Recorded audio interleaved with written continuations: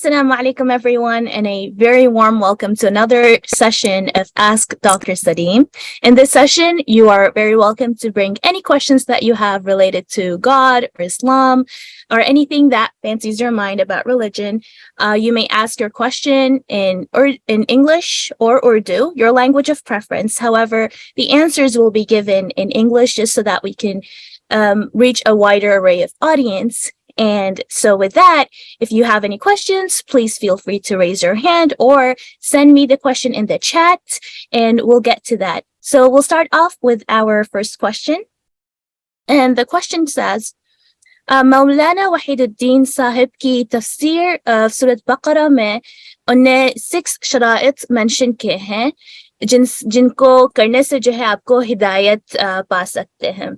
ये शराइत सूरा बकरा में या कुरान में ऐसे एग्जैक्टली मेंशन नहीं किए गए हैं, तो उनको ये कहाँ से 6 शराइत मिले हैं, और अगर आप मेंशन कर सके कि उन्हें कुरान से कहीं से लाए हैं या कहीं और से लाए हैं, तो प्लीज इसको वाضح कर लें. Bismillahirrahmanirrahim. देखिए, only Maulana Sahab could have answered this question, because I mean, if he has raised those 6 conditions or requisites for guidance, I'm not sure, I haven't read them. So it's something that he or maybe someone who is well versed with his thoughts should answer. It's beyond me to answer this question, unless of course it is related to something which is directly from the text of the Quran. So I cannot answer on behalf of someone. Thank you, Dr. Saleem. Our next question comes from MP Javed Irfan. Please go ahead. अस्सलाम वालेकुम जी. मेरा सवाल ये है कि जो उस्ताद से जो खाने पीने की चीजें में जो चीजें हलाल हैं, तो उसकी अल्लत के ताल्लुक से ये आया कि जिसमें दरिंदगी होती है वो चीजें हराम हैं. तो इसमें जो शार्क मछली है वो भी बड़ा मतलब दरिंदगी से शिकार करती है. तो शार्क के बारे में नॉर्मली तो ये लोगों की वो है कि इसे खा सकते हैं, तो ये कहीं इस इल्लत से टकरा तो नहीं रही है बात? So if you go by the reasoning that all edibles which cause, which are the result of an animal pouncing on its prey and cutting open it either through its claws or through its teeth, it would be forbidden. So this is about land animals, and it's equally applicable to sea animals also. So by the same token, sharks will also be forbidden to eat, because they eat their way in which they cut open their prey, they pounce on their prey, they use their teeth and their sharp teeth to bite their prey. And so therefore it's very similar to which any land animal would do in this regard, and so therefore they would be prohibited. All sharks would be prohibited for this reason. Jazakallah khair. You, Adil Qureshi, please go ahead and you may ask both of your questions. This is a question that has been asked by somebody I know. This is a situation that happened with them. So what happened was, husband was in a moment of heat and an argument over something very trivial, very stupid. He was angry with his wife, and he simply told her that I divorced you once, and in future if I ever ask you to do this thing for me again, consider that a divorce too as well. So after some time he realized that he made a huge mistake. So they became intimate during that three cycle. Before that 3 cycle period was over, and they became intimate. And after that, after a few months passed, the husband did casually did ask the wife to do this thing for her, which he sort of had almost forgotten about. But then they've realized that he had made this condition. So now they're worried that this conditional thing that he said once, that if I ever ask you to do this thing again for me, consider that a divorce. Has this conditional divorce happened or not? And secondly, if it has not happened, is there any kafara that the husband needs to pay? I assume one divorce has happened already, but is there any kafara that he needs to pay?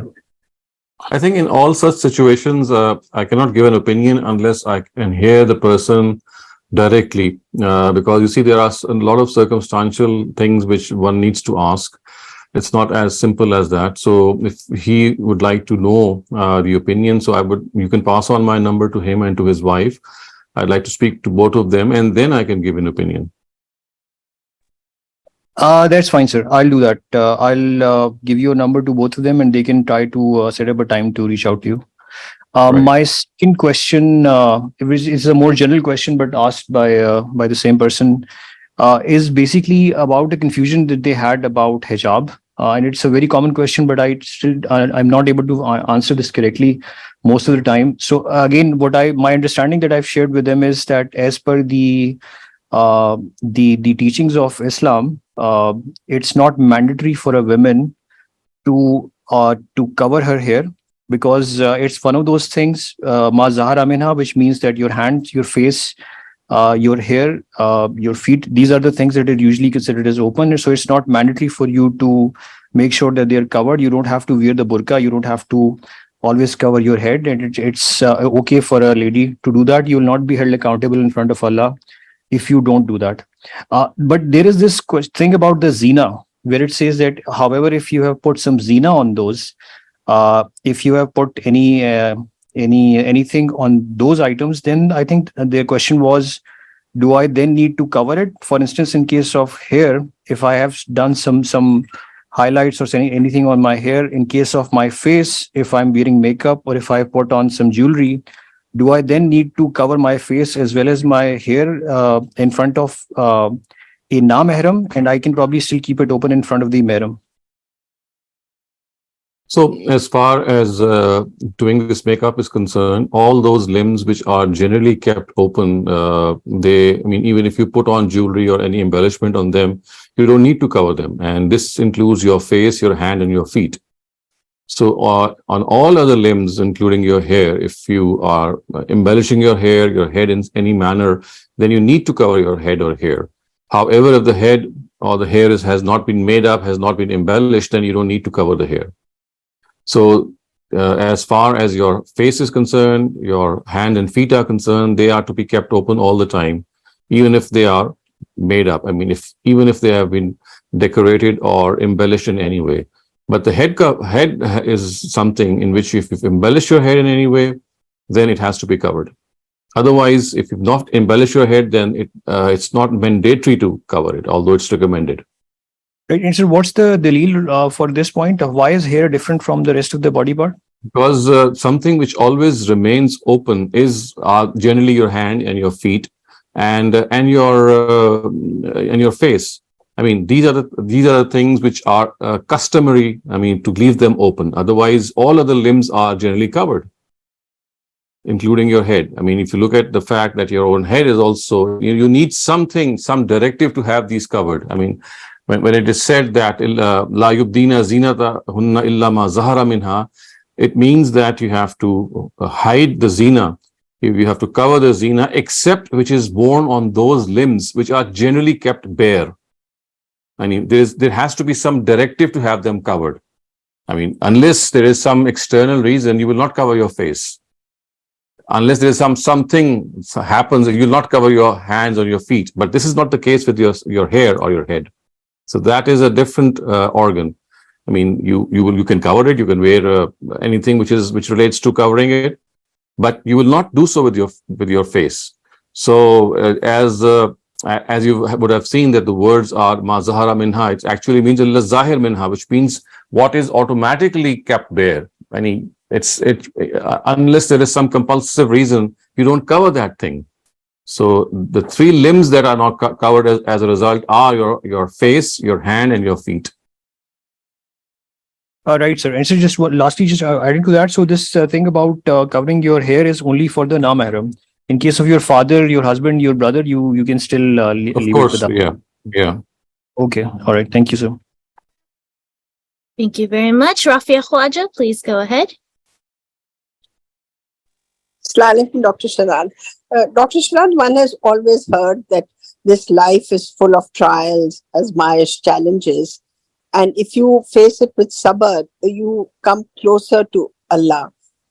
A point I'm trying to understand is that if you are suffering from illness or poverty or any struggles, then if Allah puts azmaish on you, how do you become closer to Allah?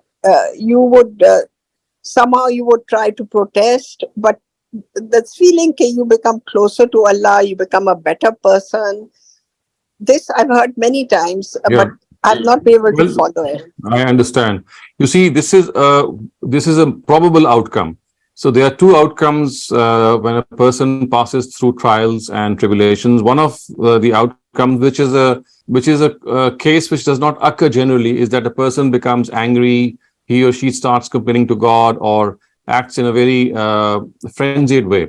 But something which the majority would do is that when they pass through these trials, they try to pray to God, come closer to Him, that God, please make us, if these are trials that we are passing through, please make it easy for us to pass through these trials. You try to connect to Him more because you need that patience, and that patience can only come by connecting to God. So as the Quran says, "Ma sabruka illa billah," you'll not acquire patience and perseverance unless you are closer to God. So if you have to combat these trials in a positive way, for that you need the force that comes from God. So this is what the Quran means, or this is what the statement means when it is said that when a person passes through trials, he or she becomes closer to God, because in that case, you draw on your strength, which is based on that God connection. But this is, as I said, a major outcome. A minor outcome, of course, is that there are some people who, instead of coming closer to God or taking this to be an opportunity to come closer to God, they start protesting, or they start even, they go as far as even abusing God. So that is also an outcome. But as I said, this is an opportunity which presents itself to people who are God-fearing, that instead of protesting and complaining, they draw more strength from God. So if you're in pain, but then you also become a better person by praying more, or you see, when you start connecting with God, you start that linkage with God, and you do it often. It has that effect on you. You become more serene, you become more patient, you become even more accommodating to other people. You accept what has happened, because you see, in trials and tribulations, things which we don't expect, they start to happen, and they start to shatter us from inside. So when you think that there is a grand scheme of God according to which the things are going on in this world, and it's not always that things are going to go on the way I expect. So in that way, you become a more of an accepting personality to God's plan. So it's that overall effect in which you adjust and think that, well, whatever is happening in a way that I am being put through a trial, yes, but then the outcome of that would be that at times God is going to save me from a bitter situation. So many a time we also feel, when we come out of those trials, that had things gone our way, we would have been in a lot of bother. And today, if I find myself to be in a better position, in hindsight, when I look back, I always thank God that this didn't happen the way I would have liked it to happen. So you see, a lot of things are it's not just a simple statement. It's a statement which tells us that because of the fact that this world is based on trials, it's the basic philosophy. So whenever you are made to pass through these trials, God is going to test your mettle. And that is that it's always easy to thank God. It's always easy to connect to God when you are passing through ease and good circumstances. But when you're passing through these trying circumstances, the real mettle of a person is tested, that you even then thank God and accept His plan. So there's a whole lot of depth to this issue, I would say. And then you think of the next life, that this is temporary, and the next life is where God. Obviously, that is something which gives you assurance. These are the things which give you assurance that all the trials that come our way, they are not meant to stay. They are temporary, they are transient, and they are meant to test our mettle. And if we are able to survive these trials, if we are able to go through these trials in a way that we are successful, then there is a everlasting life of bliss and joy waiting for us. Thank you so much, Dr. Shehzad. Thank you. Thank you, Dr. Saleem. We have a question in the chat that asks, is participating in lotteries considered haram in Islam? If so, what is the underlying philosophy that deems it so? So you see, lottery is basically very close to gambling. And that is why it is, unbecoming, or it's advised that you do not take part in any such thing which assumes the shape of lottery. There are things that we do. There are a lot of games that we play, and money is involved in that, like rifle tickets, like tombola, like many other things, in which basically the spirit of gambling is there. And in some cases, it is gambling per se as well. So that is why we have been told to stay away from them. So one other thing that also we should keep in mind is that all undertakings from which we have been stopped to engage in are ones which are against the purification of our soul. So the purpose of religion is to purify our soul, to make us clean individuals and pure individuals from inside.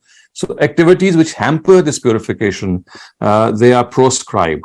And gambling is one thing which really hampers that purification. It makes us a person who would like to earn in a way that instead of doing hard work, instead of entering into a particular style of life, you just start to throw away money, and you enter into games of chance. So you see, in its purest form, we find games of chance being played by money. But then other things, they can be analogously linked to these games of chance, the way they are done so today. So it's not that they are gambling per se, but the spirit of gambling, nevertheless, is found in them. We'll take another chat question and then come back to you. So this chat question is in 4 different questions, but they're kind of short, so I'll take them all together. And they're all regarding God. So the question is, do we know from Quran or anywhere else if God has a body? And what is Nur? So you see, one of the things which the Quran has told us, Laysa kamislihi shay, which means that there's nothing that can be comparable to him. You cannot compare him with anything that you might imagine. He is beyond our imagination. So therefore, we don't know what form he exists in. So all that we know about God is through his attributes and through his practices. As far as his being is concerned, the Quran tells us that it is beyond our comprehension. We don't know what form he is in, whether he's someone that we can imagine the way we have an imagination of living beings. He's not amongst those. And anything that comes to our mind vis-a-vis a living being is something that we should abstain from and indulging, because God says that you cannot have an idea of the nature of my existence. You can know me through my attributes and through my practices. Thank you, Dr. Saleem. Does he sit on his throne or anything else like one of his creatures? So once again, you see, these are the ways in which the language has to be understood. As the Quran says, "Summa stawa ala al-arsh," which means that then he took to his throne, then he sat on his throne. This just means that it's not just that he created mankind and then just went away, as some philosophers think that he was just the first cause and then he left the governance of this universe to other people or to deities or to his subordinates or to other intercessors.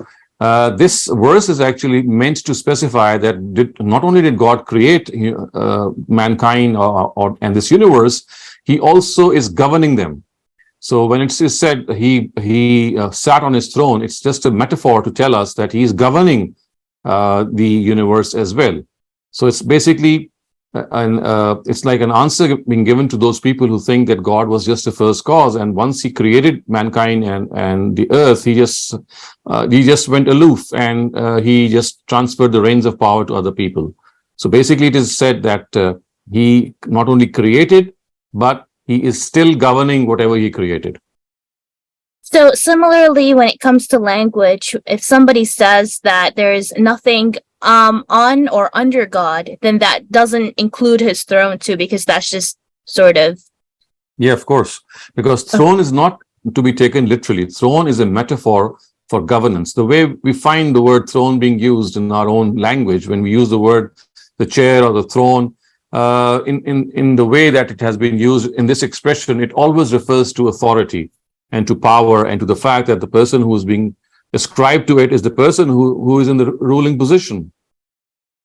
And then lastly, where is he? Is he everywhere in the world or somewhere in the sky? Again, as I said, this is something we just have no comprehension of. As far as his being is concerned, and this concept of space and time is concerned, at one instance, the Quran has told us that huwa zahir wal batin, huwa al-awwal wal akhir, which means that both in time and space, he existed when nothing existed, and he will continue to exist. And he was there in time.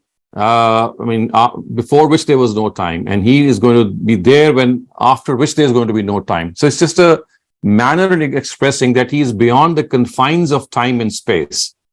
And wherever he is, or whatever the form of his existence, because of the fact that he is beyond time and space, because humans can only imagine things which are within the confines of time and space. So this is a way of the Quran telling us that he is beyond the confines of time and space. His physical form or his physical being is beyond our comprehension, and we should more concentrate on his attributes and his practices, because this is how we relate to him. So you see, the real thing is that how should we relate to God? It could be through your visual connection, which of course is not there, and it could be through that connection in which he deals with you. So the Quran asks us to deal with God not in a way that we can see or observe him, because we cannot. The way we can connect to him is through his attributes, is through his practices, because his attributes and his practices are very similar to what we also do in our own small sphere. Thank you very much, Dr. Saleem. Zoha, please go ahead. Assalamu alaikum, Dr. Saab. I have recently go through an ayah, and there Allah mentioned that he sent his prophet to teach about the book and the wisdom. So what I want to ask is that what's the context of wisdom in terms of Quran, and what Allah wants us to perceive wisdom as? Because in our regular language, we perceive wisdom as sensibility and intelligence, or like akalman we say in Urdu. But I believe that it's not the same in case of Quran. Maybe it's have more scholarly meaning. And the thing is, what would you like to add on wisdom in Quran? So you see, as far as Al-Kitab and Al-Hikmah are concerned, if you trace all the verses which mention the fact that the Almighty gave us the Quran, the book, and the wisdom, you'll see that it is actually referring to the contents of religion. And the contents of religion are two. Basically, one is the law, which is the Sharia, and the other is the moral directives and articles of faith. So as far as the Kitab is concerned, it relates to the Sharia or the law. And the word Al-Kitab in Arabic also means law. So the part of religion which relates to law and Sharia is what is covered by the word Al-Kitab. The word Al-Hikmah actually refers to the directives of religion which relate to faith and morality. So the word Al-Hikmah is not used in its conventional connotation of wisdom. As we see, yes, it is mentioned in some verses as wisdom, but when it comes like this in the form of Al-Hikmah with an Alif Lam, and it is coupled with the word Al-Kitab, it always refers to the contents of religion. And these contents, as I said, are two: Al-Kitab and Al-Hikmah. Al-Kitab is the Sharia or the law part, and Al-Hikmah, the question that you've asked. So the word Al-Hikmah actually refers to the directives of morality and to faith, which is of course a part of religion. So Al-Hikmah refers to the articles of faith and to the precepts of morality. It's not wisdom in the conventional sense. It's Al-Hikmah, not Hikmah. Okay, thank you. Thank you very much. Baran Nashur, please go ahead. I had a question about the concept of zina, because in our current day and age, it's like not that easy to get married anymore, to perform the nikah. And when, like, if you are in the process of getting married to somebody, like you already went to her father, her wali, and he has given her hand to you, but you are now in the process of getting actually married, like finding a house, stuff and like that. Like, are you allowed to touch her, hug her, stuff like that? Because you're technically not married yet, but you did receive her hand in marriage. Like, when does it become zina, actually? I mean, zina is a specific I mean, it's a specific term which relates to sexual intercourse. And obviously, when you touch someone or you hug someone, you're not committing zina. But nevertheless, this is inappropriate to be done before nikah has been done. So nikah is that formalization of marriage. Even if you've asked for the hand of someone and the father of that girl has agreed, but you're not formally married, you're not formally wedded to her in the form of that commitment that you make when you make that solemn oath that, yes, I'm taking this woman as my wife. Unless that happens, it's not appropriate to even touch or hug her. Yes, you can talk to her, you can exchange ideas and views so that you can assess how you're going to live as husband and wife. But as far as zina is concerned, it has absolutely no bearing. I mean, even if you touch her, I mean, which is inappropriate. So all that we could say is this isn't something which is not appropriate. But zina would constitute, it would only be said to have been done once you have become sexually intimate with someone. So this cannot be classified as zina in any way. All that it can be said as an inappropriate behavior. And for that, as I said, I mean, unless you are properly wedded in the legal sense, it's not appropriate to touch or hug someone who's going to be your future wife.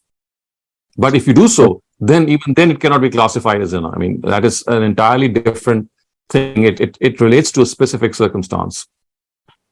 Okay, so but you are allowed to see each other, like talk to each other, like I mean, you see, in order to take a decision, if you have to meet each other in order to make a decision whether you are comfortable to become spouses to one another. So as long as you are taking that decision making is something in which you can talk to her. Even after that decision making, it's okay to talk to her as long as you are within the norms of decency. But as I said, anything which is to be done with a wife can only be done once you are formally wedded.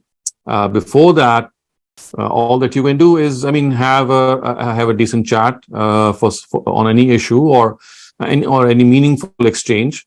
And that is, I mean, anything beyond that would be, as I said, inappropriate.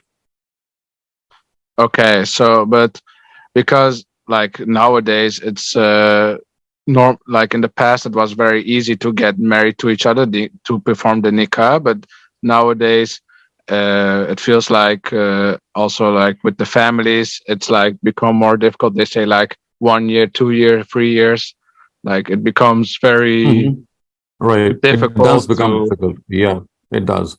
But as I said, I mean, it's difficult, and you have to take it as a challenge, and must not succumb to this situation. So you have to maintain your dignity and your distance in these 2 or 3 years. And I mean, this is something which people face today in every country. And you have to think about ways and means to make it more comfortable for you. But certainly, I mean, unless you are formally wedded, anything which relates to any close contact with the opposite gender is not advisable. All right. Thank you very much. Thank you, Dr. Saleem. Abdurrahman, you're up next. Please go ahead. Thank you. Assalamu alaikum, Dr. Saleem. Walaikum assalam.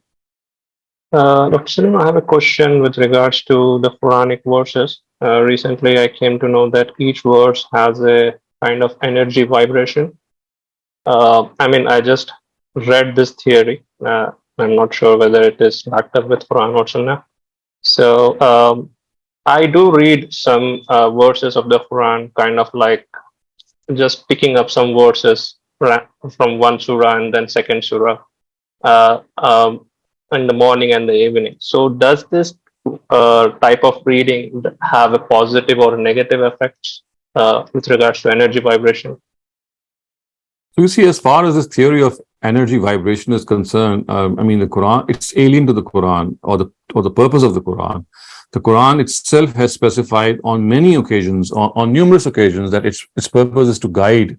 Its purpose is to provide direction. So if you read the Quran to obtain guidance, to acquire guidance, to find out what the truth is, that should be the purpose of reading the Quran. Yes, you can read the Quran from here and there. You can pick one verse in the morning, maybe just open the Quran, and from wherever it gets opened, you can read from there. You can do the same in the evening. But the purpose of your reading should not be that not to acquire any energy vibration, because we don't even know if it exists. And even if it does, for example, let's assume that it does. That is not the basic purpose of the book of God. Its basic purpose is guidance and to give you that God connection. Yes, what I can say is that that guidance and that God connection, if you get that when you read the Quran, it makes you a person who is vibrant in energy. It makes you a person who is fresh in his mind. So maybe it's like a consequence that might some people might be referring to. But as I said, this is something which generally is not the case, because they refer it to something per se, that you just read the Quran not for what is meant, but just to obtain that vibrant and positive energy. So I would rephrase it that the purpose is to get guidance, to acquire that God connection. And if you have that guidance and have that God connection, it would surely make you a person who has that positive energy in himself or herself, or those positive vibes.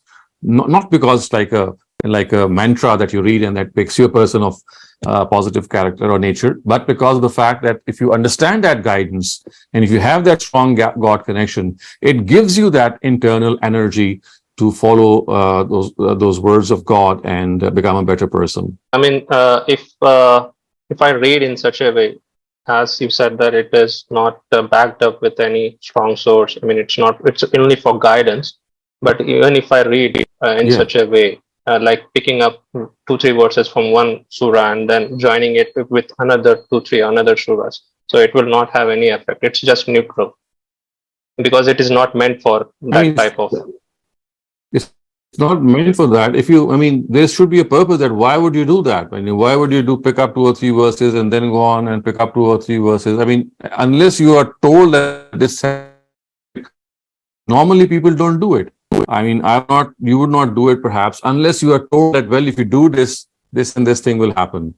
In a normal course of things, what do? We generally read the Quran from one place. Yes, of course, at times we just say, okay, let me go on to another part of the Quran. So it should be like a natural thing that comes to you, not because that you are driven that if you start reading from different places, then you will get something specific out of it. So it's like having that variation in the Quran, that you, at times when you read one part, you tend to have something in which you might be missing some variety, something more that you would need. So you skip some verses and you then go on to some other verses. And again, when I say you skip those verses and go on to other verses, what I mean is that you are not just reading the Quran in its Arabic text, but you are understanding it through a translation as well. So if this is the case, I don't see any harm. But as I said, it has to be for some reason and something that makes you think that, well, if I read the Quran from different parts, it's like having a variety or something in its diverse form before me. And so that I can have a taste of various portions of the Quran in understanding it. So this is one thing that does come to my mind. Otherwise, for the sake of what people tell us, that if you read the Quran from various places, they are going to give you some vibrant or positive energy. I think it's something which the Quran itself doesn't support. Yeah, understood, Dr. Saleem. Yeah, thank you. But just a side note, I got that book from one of the Sunnah, it called as Manzil, and it has various sections picked from this Quran. So I understood your point. Thank you. Thank you very much. For the remaining questions, because we only have another 20 minutes left, I'd like to request participants to keep them as concise as possible, just so that we can get through as many during this time. So we'll take a chat question and then take another participant and then another chat question. So the question asks, is there any revelation or wahi to Prophet other than what's mentioned in the Quran? And if so, then if that's not the case, that means any historical reports or hadith mentioning any revelation not found in Quran should be rejected. Well, the questioner is referring to people who are not mentioned, or to prophets who are not mentioned in the Quran, and they are sent wahi. Yes, the answer is yes, because the Quran itself has specified at one place that the Almighty says that I have not mentioned the anecdotes of all the prophets of God. And if you read the rest of the Quran, you'll come to realize why God has said this. Because you see, the Quran is addressed to the Arabs, people who lived in 7th century or 6th century Arabia. And they are narrated the anecdotes or the tales of only those messengers and prophets with whom they had acquaintance, whom they knew well, had this historical connection. The question that you were answering previously, that was only specific to Prophet Muhammad. The questioner was only asking about Prophet Muhammad. So, I mean, I'm not sure then what exactly what was implied. I mean, if he says that he could come to other people except Prophet Muhammad, other than Prophet Muhammad, is that what he was asking? He was asking if there's any possibility that the wahi could come to Prophet Muhammad without that being noted in the Quran. So was every yes, that is possible. You see, that the thing is that the Almighty instructs His prophets, and not all the wahi which is sent by the Almighty is meant to be recorded in the Quran.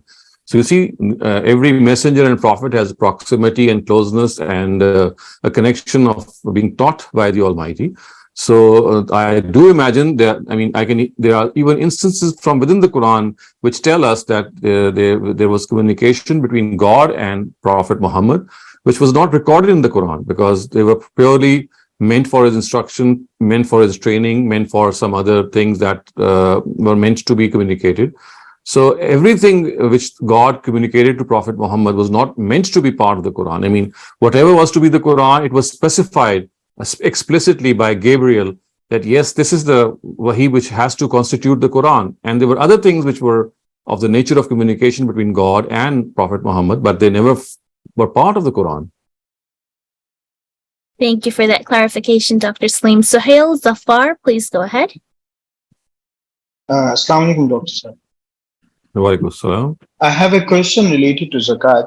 Actually, I recently find out that Zakat Sahib considers that if you are doing some kind of a job and you have a salary, you are supposed to pay 10% out of your salary every month. So please, first of all, correct me if my understanding is wrong, because actually I haven't been able to find much detail about it. And also, like, what's the basis or the argument behind this ruling? Yes, your understanding is correct. And if you ask Mariam, she'll give you a link in which I have given a small session or talk which says Ghamidi Saab's view of zakat, in which I've explained more details about this 10% and why that is it that he has come to this conclusion. So if you just look up that lecture, it's basically about his views on zakat. But as far as your question is concerned, yes, your understanding is correct that you have to pay 10% of your salary as zakat on production whenever you receive it. Okay, so like you have to pay it monthly, and then at the end of the year, Yes. you're again supposed to pay every 5%. every time that you receive, you have to give 10%. But on the year end, whichever date you specify as your zakat date, whatever you have on that date is going to be zakatable by 2.5% of whatever you have. So these are two forms of zakats. One is on production and one is on saving. So production or income is something that you get whenever you get. It could be weekly, it could be monthly, it could be 6 monthly, whatever. So whatever the frequency of your salary is, you'll go to give that 10% every time that you receive it. And this is one form of zakat. And the other form is on your savings, which is to be given once a year. And whenever you have that zakat date specified, you are going to just calculate the amount that you have in cash and in bank and give 2.5% of that value. Basically, my confusion is about that how salary is actually considered as a production, because I don't think he considered any other business or the income as a production. So I think if you could just go through that lecture, because this is something detailed, and I have explained how he has come to this conclusion that salary should be treated as production. So I think Mariam would be kind enough to give you the link of that lecture, and it's not very, it's a short lecture, and the purpose is to explain his view. Right. Okay. Understood. Thank you. I've posted the link in the chat, so take a look there. Mawrid, please go ahead. Assalamu alaikum, Dr. Saleem. Walaikum assalam. Actually, I'm looking for some reference from Quran about the demarcation between Hukukullah and Hukuk Ibad. It is a common problem in our society that people think that a house in Jannah has been allotted if they have done completed some tasbih or performed Umrah or Hajj. So my question is if someone has committed a sin against the life, assets, or respect of other person, where it is mentioned in the Quran that he would not be forgiven on Judgment Day unless that victim has forgiven him or their accounts or Amal Nama has been settled. Right. So you'll find a lot of verses in the Quran which says, "Illa allazina tabu wa aslahu."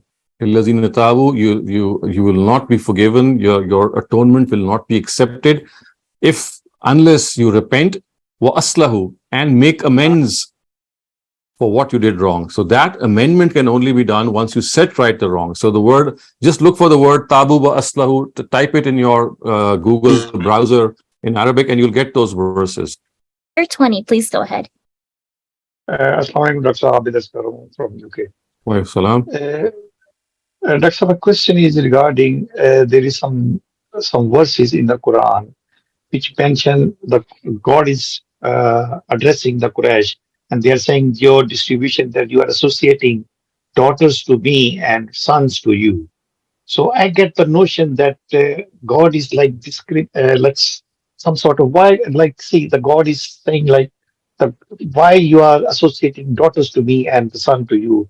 I don't understand what God wants to say about here. So you see, God is trying to point out the foolishness of their suggestion, and what on the one hand, they regard God to be an exalted being, a reverend being, a blessed being, a person or a being who they really honor and revere. And as far as they themselves are concerned, they would not like daughters. Whenever a daughter would be given to them, they would, they would grumble and complain, and they would be very happy when a son would be blessed to them. So the irony is being pointed out here by the Almighty, and they are being told that, look, you don't even like daughters to be someone of a worthy possession for your own selves. And you ascribe, because you see, these idolaters would regard angels to be daughters of God. So they had this belief that they were daughters of God. So the sarcastic remark is that for your own self, you don't like daughters. And for God, who you respect and revere and put him on a pedestal, you ascribe daughters to him. What kind of a foolish ascription is this? So just a way to make them realize how foolish they are. There's something which they don't like for their own selves, they are ascribing to God, whereas they realize and they give God that due respect that he is on a higher pedestal. So how can someone who is on a much higher pedestal be ascribed with something which they themselves don't like for their own selves? So just a way of making them realize how foolish they are.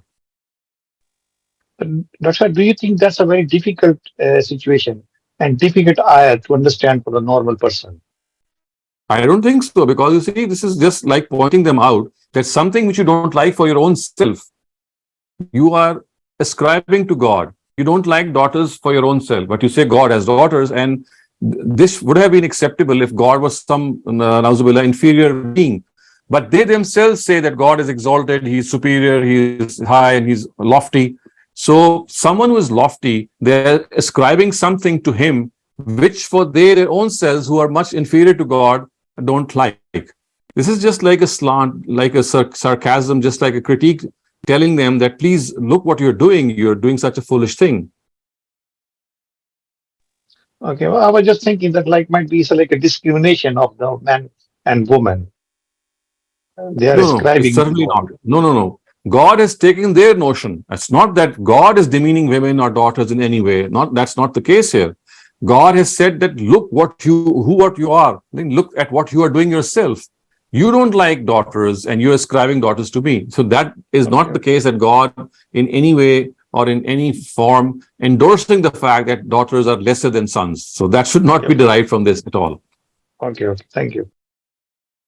Since we were on the topic of zakat, there's a question that asks, does the taxation of 34% be taken into account in USA during zakat calculation? Yes, it would be. So because zakat is the only tax which can be imposed by a government on its citizens, Muslim citizens, of course, in this case. So if they are giving more than the zakat in their as tax liability, they can subtract their zakat from that tax liability. And if that tax liability is more than the zakat, then that zakat is understood to have been given. And even the balance that you have in your favor can be transferred to the next year so that you can subtract that as well for future taxation. Thank you, Dr. Saleem.